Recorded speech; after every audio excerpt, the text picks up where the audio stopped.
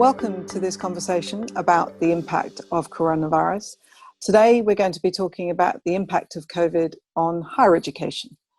I'm Anna Vignoles. I'm a professor of education at the University of Cambridge, and I'm an economist. And I'll be introducing and interviewing fellow economist, Sir Anton Muscatelli. Sir Anton really needs no introduction, but he is the principal and the vice chancellor of the University of Glasgow. And as most of you will know, he's recently stepped down as head of the Russell Group. He also chairs the Scottish Government Standing Committee on Europe, and he's a member of the Scottish Government's Council of Economic Advisors. Most recently, he and I sat on the Scottish Advisory Committee regarding COVID recovery. So without further ado, I'm going to ask Anton some difficult questions about the impact of COVID on the higher education sector. We'll take it from there. So first off, Anton, welcome and thank you very much for speaking to us. Obvious question, there's been a pretty devastating impact from COVID on all aspects of our society and indeed our economy. What do you think are the short and medium term impacts from COVID on higher education specifically? Well, thank you, Anna, and good to speak to you. In the short run, the impact of COVID is largely through the impact it had at the end of last academic year, at the beginning of the lockdown period, because universities were hit in terms of their residences income, their commercial income. But the big impact of COVID is really probably about to hit us. The big issue for us is, of course, that UK higher education is very dependent on international fee income, more than many other countries, certainly more than any other European country. And as a result, we need to see exactly how many students are able to come to the UK, either because of travel restrictions or because of concerns around COVID. And we know that there's been a few reports around this. The IFS has done a report trying to estimate the potential losses for higher education. But I think there's been other estimates by Universities UK and indeed the Russell Group as well. We'll need to see how this pans out exactly, because a lot will depend on, as I say, students' propensity to travel, the ability of them to get visa. Many visa offices are still closed or have restricted hours. And we'll see how this works out. But, some of the estimates are pretty eye-watering. If you take the IFS estimates, they range between 3 billion and 19 billion losses for the sector over the next few years, with a central estimate of 11 billion. So this could be pretty serious for the sector. Yeah, can we just dig into that a little deeper? I mean, some of the reports coming through from UCAS at the moment suggest that the numbers are looking perhaps better than we feared in terms of international students coming to the UK.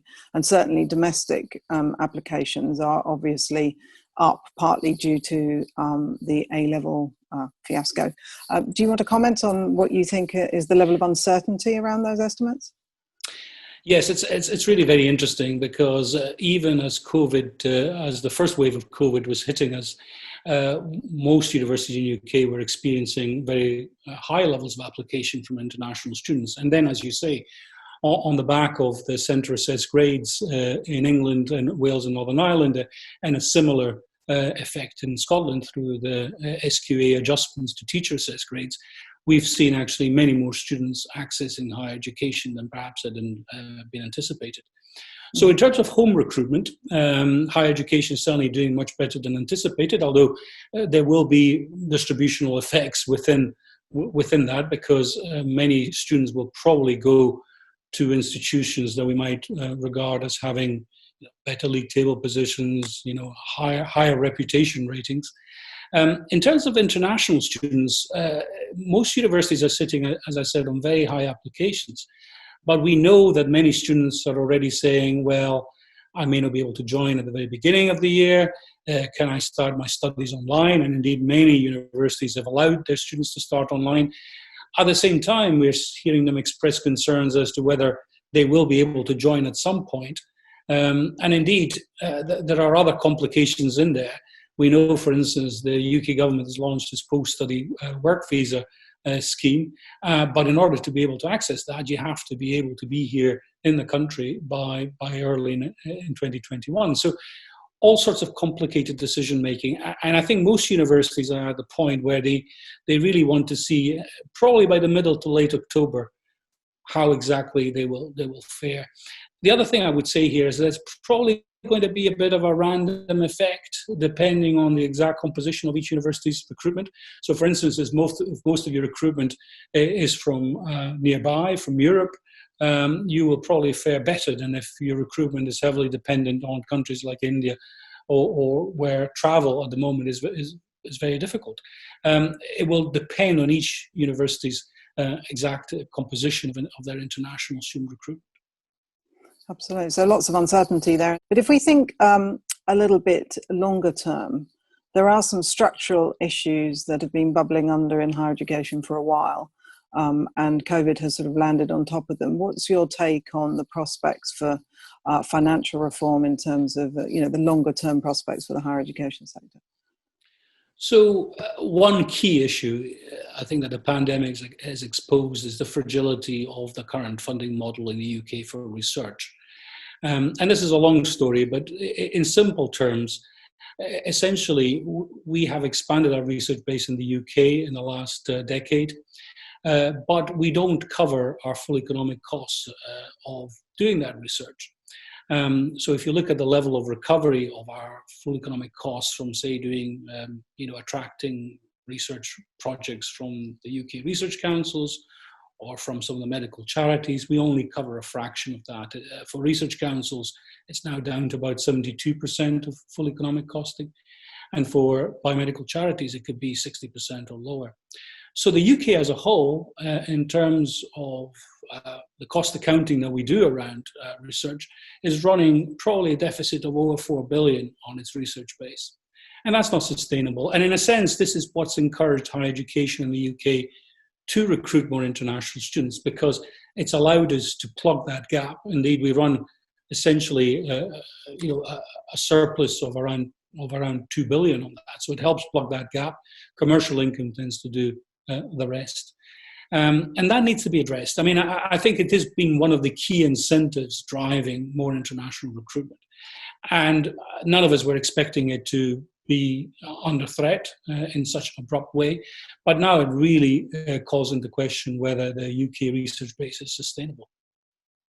So in a sense, COVID has revealed the cross-subsidy from international students to research, but it's also now raising lots of questions from students themselves around value for money, what they get for their fees, some controversy around the nature of that cross-subsidy. So what kinds of reform do you think are even feasible to both sustain the research base that we have in the UK, which is very strong, whilst also meeting some of the issues that students are raising about the problems of the cross-subsidy?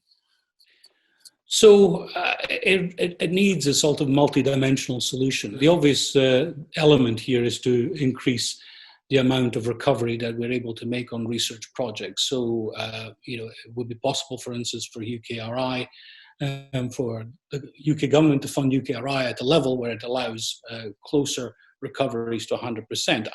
You probably wouldn't need 100%. You probably, we need to get closer to about 90%. When full economic costing was first introduced back in the early 2000s, the aim was to fund UKRI type research at 80% and then to perhaps look to increase that. And remember that, of course, that's only one element. We have a dual support system for research in the UK. So the bit that's missing can be made up by what's called QR funding, which is a block grant which is given to universities in respect of how they do in the research excellence framework, the research assessment mechanism in the UK. And that used to be about 80% of total research council funding back in 2007. It's now around 55%. So it's been eroded. So you need to basically increase the level of full economic costing on elements like UKRI research, NIHR research, and other biomedical charities. But you probably also need to make up that second block element. And if you do that, then there will be less incentive to cross-subsidize. Mm-hmm. There's an element here actually in relation to one aspect of our research. Arts and humanities and social sciences, and as an economist, as a social scientist, this is close to my heart. But the proportion of funding that goes to these disciplines tends to be, of course, lower from research councils, given the amount of funding for each research council. So actually, the expansion in international students has allowed those disciplines to increase the amount of own-funded research. So I think we need, within that total mix, also to look particularly to those disciplines that could be hit, particularly if that cross-subsidy were to disappear. And then finally, as you say, there's the whole issue of, how does this relate to the cross-subsidy for domestic teaching? There's about 600 million of a cross-subsidy that goes towards domestic teaching, both, and this is, applies to all the nations of the UK. We don't quite cover our costs, particularly in high-cost disciplines. And so there's a real issue there about value for money.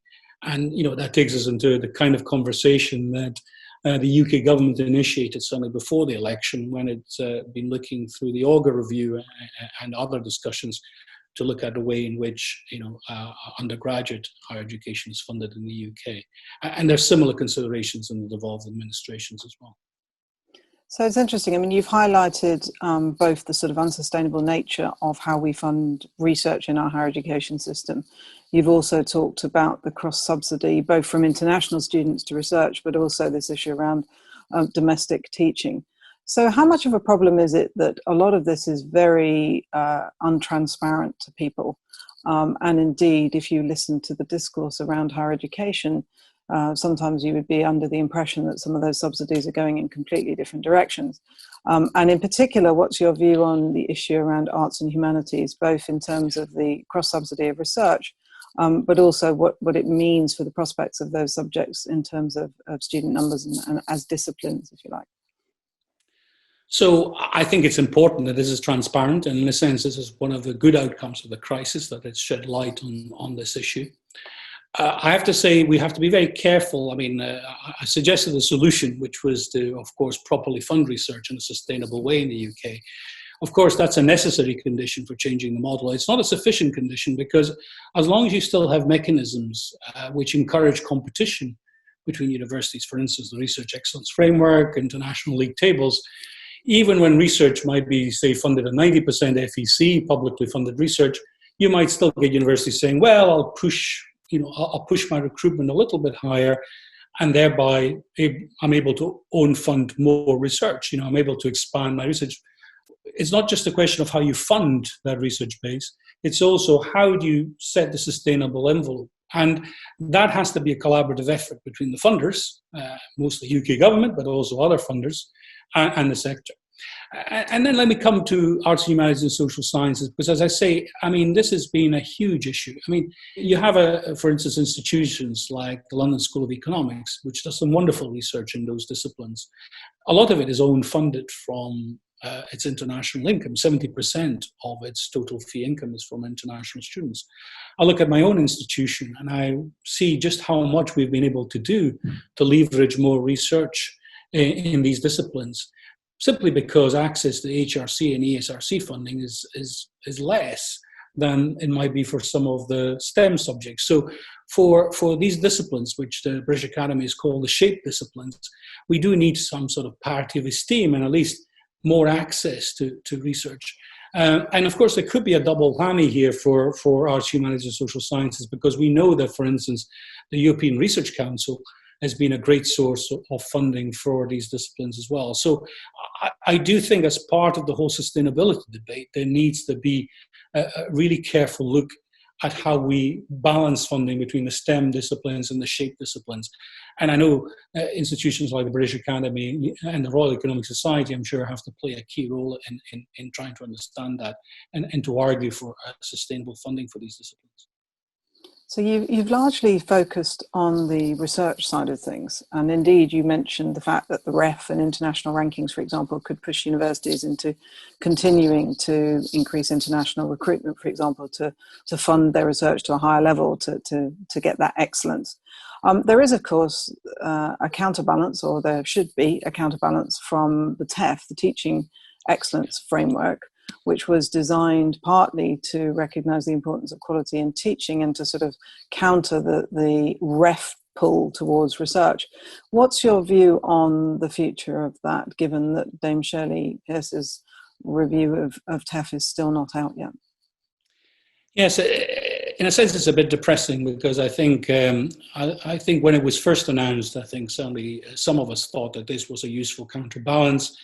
I was part of the Stern review that at the time when we were reviewing the ref, we were looking at how this could marry with the TEF, but those discussions pretty quickly came to nothing.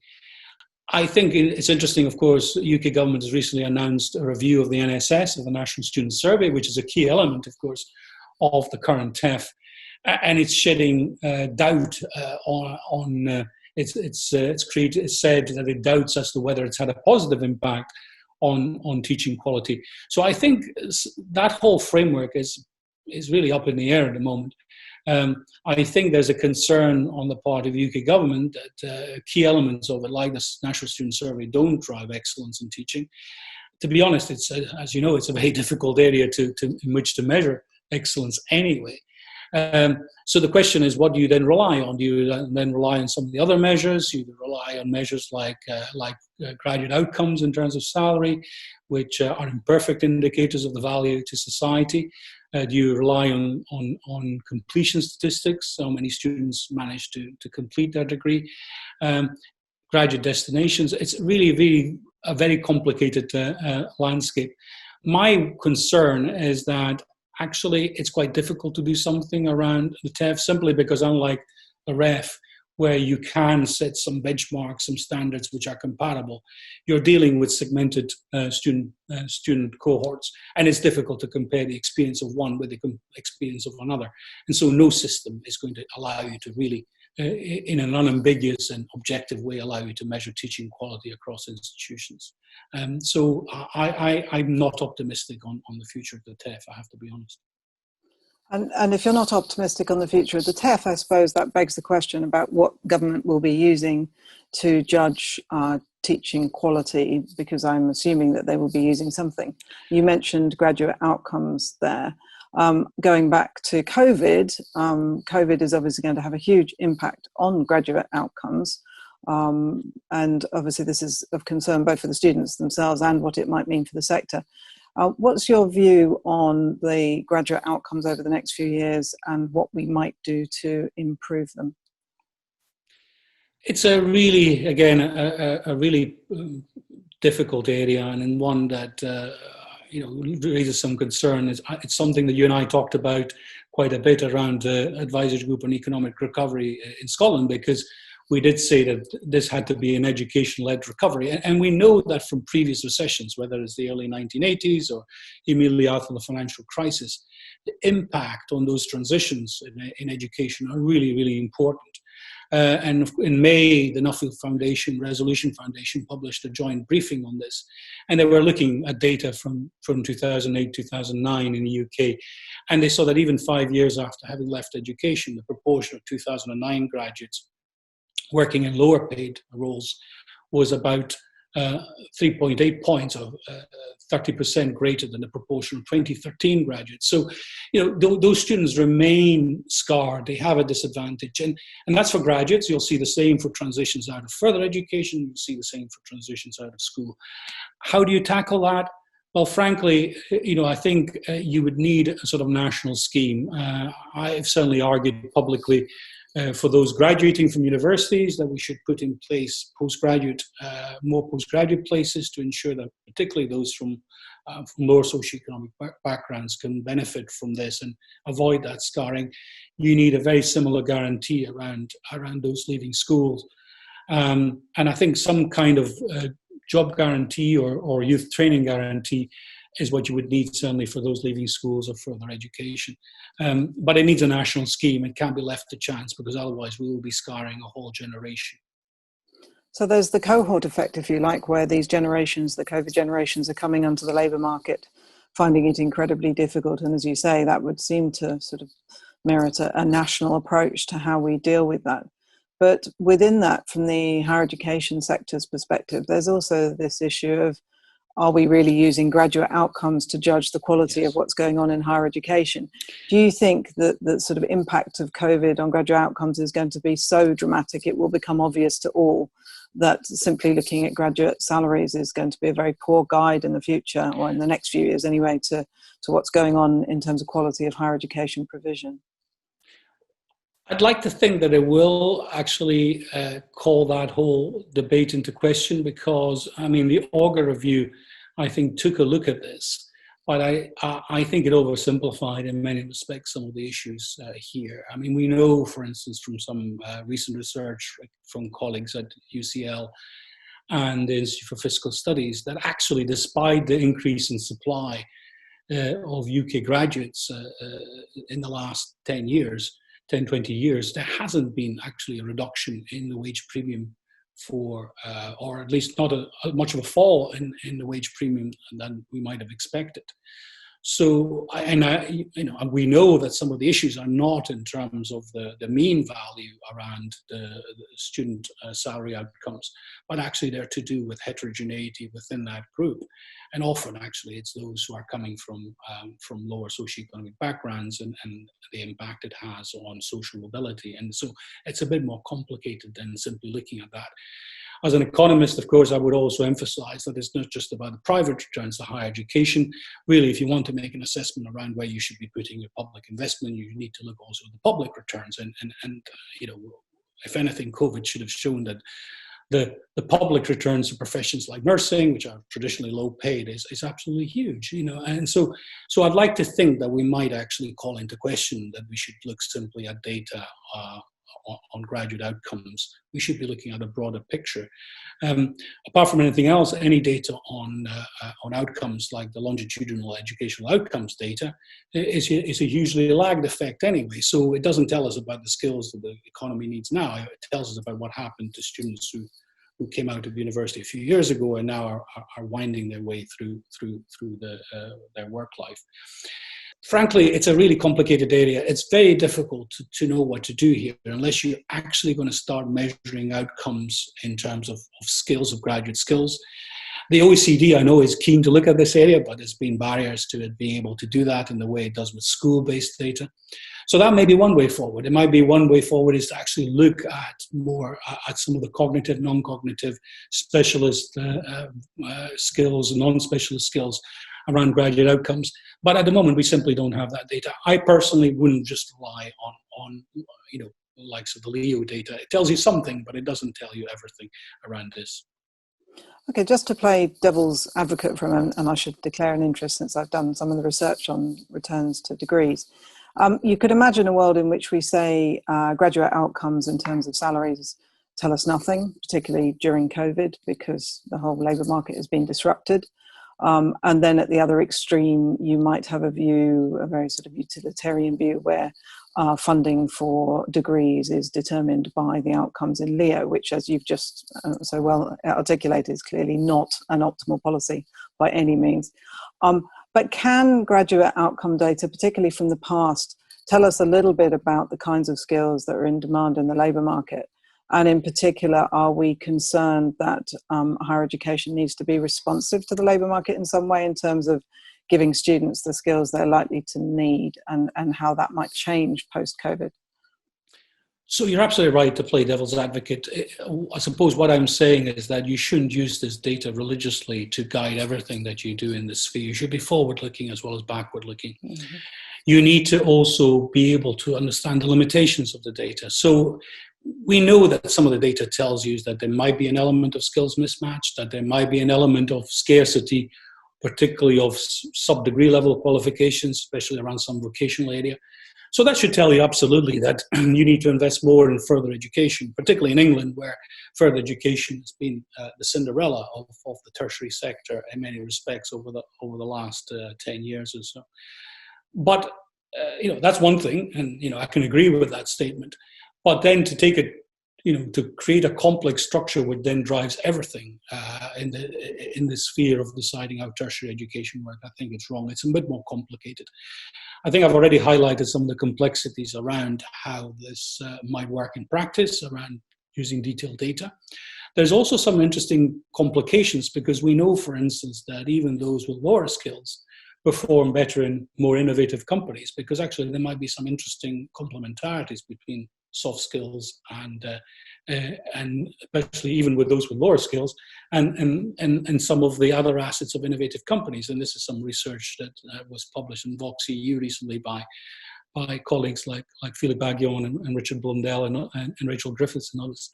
Now, that's interesting because it tells us that it's a bit more complicated than that. It's not just about low skills and high skills.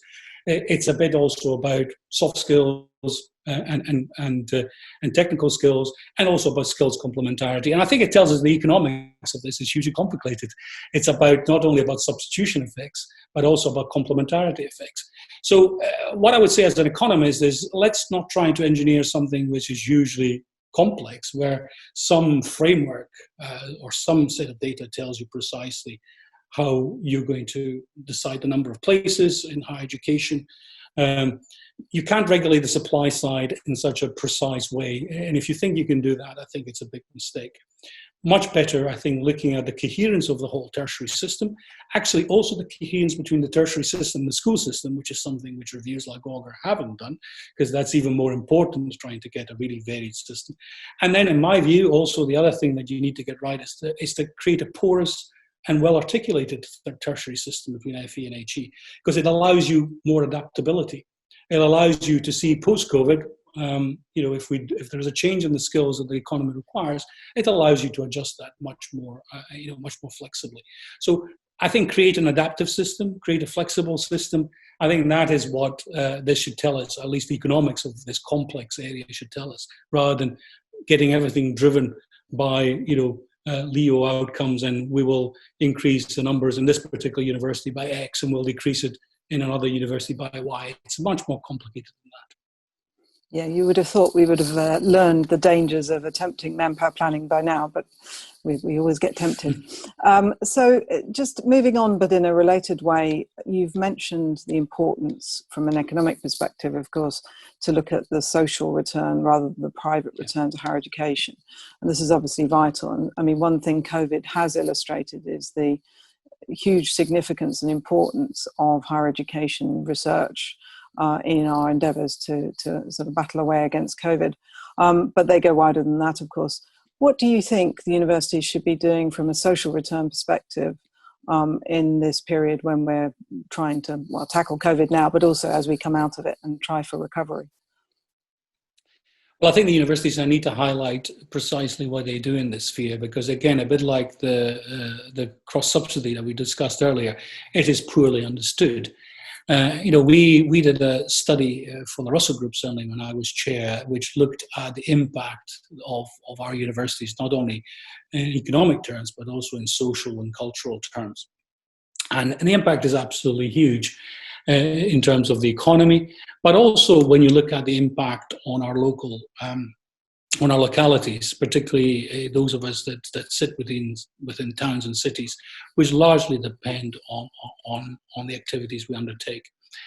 And I'm thinking here also of the work done by the Civic University Commission, which was chaired by Lord Kerslake, which looked at the way in which universities are actually, particularly during the period of greatest austerity in the UK, really began to move into areas where they supported the local communities, whether it was around culture and museums, or whether it was around adult education, or whether it was around public health interventions.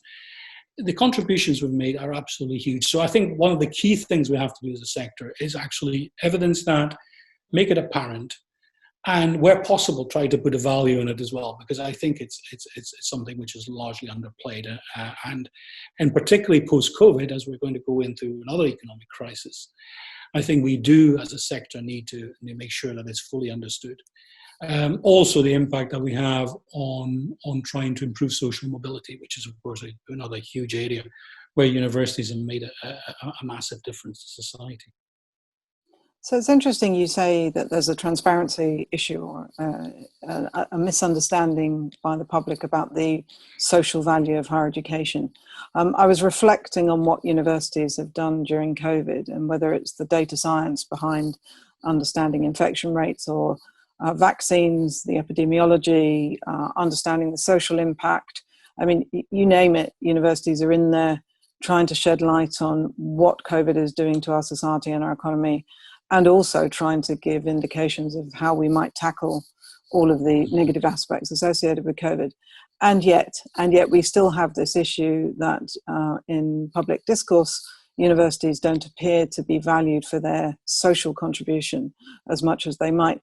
Do you think we have a cultural problem? Is this a political problem of the moment, or is this a sort of deeper, longer standing issue in the UK?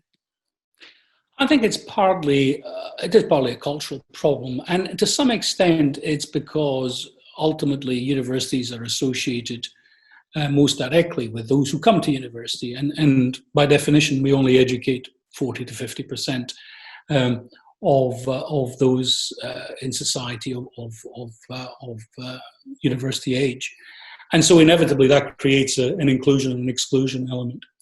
And sometimes we're just not being very good at badging what it is that we do. So if I look again at my own university, we're based in the West End, which is one of the more affluent parts of the city, but we also have a hub in the East End of Glasgow, which is where the university was born, actually, many centuries ago. And we do, explain what it is that we do there, largely around widening access activity, largely around working with the Glasgow Centre for Population Health, around public health interventions, and but we probably don't do enough. And I don't think people realise the huge range of activities that universities are involved in. So I think there is a cultural dimension here. I think we are all at fault in many respects because inevitably we're absorbed by our own day-to-day activities. And I think we cannot, it's the sort of thing where everybody in the organisation in a university has to be involved in trying to understand exactly what we do in this space and to become advocates for that. And do you think that in some respects the lack of diversity in some of our more elite institutions also plays into this discourse of universities being for the elite rather than focusing on the social contribution that they can and indeed do make? And if so, what do you think we should be doing about that, particularly in the light of COVID? I think universities are still perceived as elitist. We haven't yet evened out the playing field completely. If you look at the intakes that we have, it isn't an even playing field yet.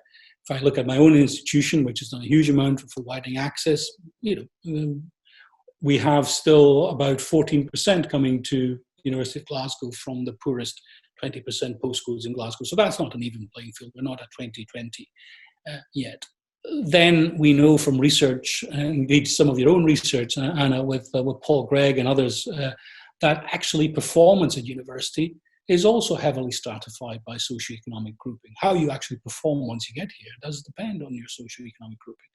We know that even though you may have the same outcome, in terms of graduate destinations, there's a socioeconomic dimension. So it doesn't, universities have tried their best around widening access, but we still don't have, social mobility, those social mobility enhancement that we might have hoped to have. So I think this is unfinished business. I think this has got to be one of the key areas that universities focus on. But we can't do it ourselves. Graduate destinations is only partly to do with universities and their career departments. Some of it is to do with how signalling and other sort of dimensions of the matching process works in the labour market. And I think this is a big issue. I mean, how the graduate labour market is organised is not only to do with universities, it's how companies behave. So this has to be a national conversation, and I think there needs to be major reforms, because otherwise I do think that elitism label will not go away. It's not just about intakes, it's also about what the graduates that come from our institutions. Thank you. And in terms of thinking about both the short-term and the long-term impact from COVID, your university is obviously opening up along with all the others. What is your big fear and your big hope for next week, next month? And what do you think we should be doing as a sector for the longer term that we should be really, really prioritising at the moment? So that's a really interesting question. I suppose my most immediate fear, like the rest of the sector, is that we are in a phase of where COVID is increasing in the UK. Clearly, we are in a situation where numbers are doubling every week at the moment, and that needs to be managed, or else any social activities, whether they're universities or schools, are going to be impacted. And we need to play our role in that. We need to make sure that we enforce public health regulations, that our students and particularly behave in a responsible way. We have a responsibility to society on that. My big hope, I think, is, well, apart from the obvious hope that the efforts of universities around developing vaccines and treatments will bear fruit over the next few months, I think my hope is that we have, a constructive engagement with government to address some of these issues that we discussed around how we maintain the balance and sustainability of the UK research base, because this is one of our big assets. Not only post-COVID, but also post-Brexit. We need an economic recovery, or else the kind of debt to GDP ratios that we're going to be facing will be really problematic in due course, unless we're able to engineer quite a rapid recovery in economic activity and indeed in productivity growth. Thank you very much, Sir Anton. We've thoroughly enjoyed the conversation. It's been wide-ranging and indeed challenging. There's clearly a lot for both the government and HE sectors to do over the next few years as we battle away against COVID. But thank you very much indeed.